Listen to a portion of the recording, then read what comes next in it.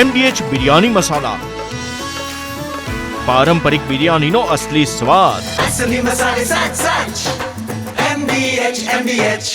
Null સે જલ યોજના હેઠળ દરેક ઘરમાં નળ પહોંચાડવાનો સરકારનો દાવો, પરંતુ કેન્દ્રીય જળશક્તિ મંત્રાલયના રિપોર્ટે સબ સલામતના દાવા પર અનેક સવાલો ઊભા કરી દીધા છે।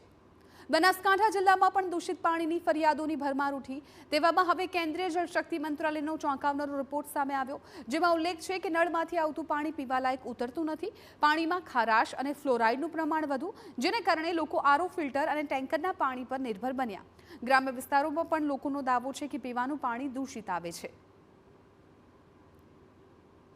સરકારે બી અને ઉપરથી પણ એવો પરિપત્ર કર્યો છે કે બનાસકાંઠા જિલ્લાનું પાણી પીવા લાયક નથી, અને અત્યારે એ જ પરિસ્થિતિ સર્જાઈ છે। અત્યારે જે પાલનપુરનું બનાસકાંઠાનું જે મુખ્યાલય છે પાલનપુર, અને પાલનપુરના અંદર બી ખાસ કરીને સાહેબ જોવા જઈએ તો ઘણા સમયથી દૂષિત પાણી આવે છે, અને અત્યારે એ પાણી પીવા લાયક નથી। અને વારંવાર નગરજનો અને જિલ્લાવાસીઓ, પાલનપુરવાસીઓ રજૂઆતો કરવા છતાં પણ પેટનું પાણી સરકારનું કે વહીવટીતંત્રનું હલતું નથી। આપણા બનાસકાંઠાનું પાણી પીવા લાયક નથી। એમાં અમારું ગામ ચિત્રાસણીનું બાલારામ નદીથી પાણી આવે છે, એ પણ દૂષિત પાણી, અને એના અંદર ક્ષાર વધારો હોવાને કારણે લોકોને હાડકાની બીમારી તેમજ સરગવા બૈરા હોય કે કોઈ પણ બીમારવાળા લોકોને વધારે બીમારી અને હાડકાની બીમારી વધારે થાય છે એનાથી। એના માટે સરકારે તાત્કાલિક ધોરણે કોઈ પગલાં લેવા જોઈએ। કોલેરા, ટાઇફોઇડ, મેલેરિયા જેવા રોગ દૂષિત પાણીને કારણે થતા હોય છે, જેથી દૂષિત પાણી લોકોના સ્વાસ્થ્ય માટે પણ ગંભીર ખતરો છે।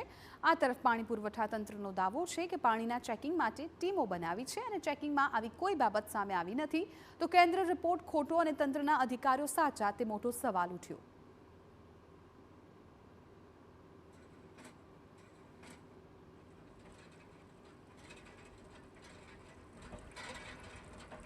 हमारा यहाँ पहला बोर 40-50-60-70 फूटथी अमरा पानी आता था। हाल ऊंडा बोर गया है। बालाराम नदी में भी पानी लाइए छे, अमे गामनी सप्लाई 4-5 गामों में करीए छीए।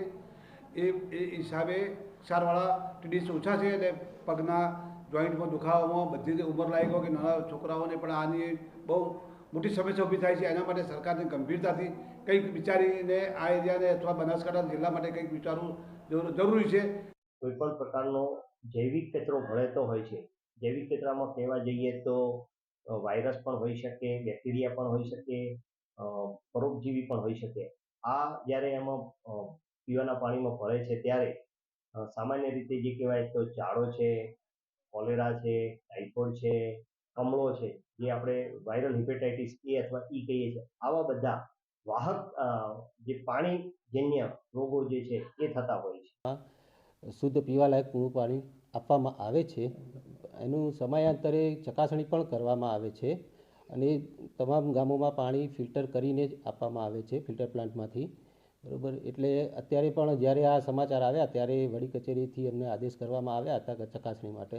અત્યારે અમારી ટીમો પણ દરેક ગામ લેવલે એની તપાસણી કરી રહી છે, એટલે અત્યારે એવું કોઈ પરિસ્થિતિ જણાતી નથી।